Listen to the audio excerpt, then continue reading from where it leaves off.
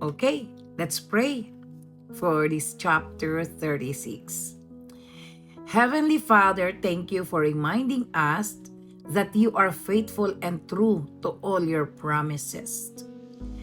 Teach us not compare our lives with others, but to trust the plans you have prepared for us.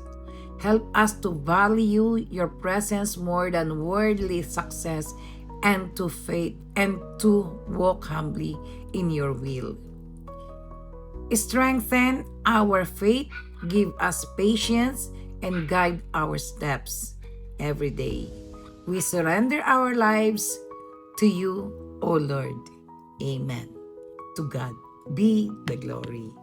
Purihin ang ating Panginoon. Purihin ang Diyos. At nawa sa ating pang-araw-araw na buhay, samahan tayo ng Panginoon upang hindi tayo magkasala at hindi tayo magkamali. Marami pong tukso sa ating kapaligiran, but always remember, God is faithful. Amen.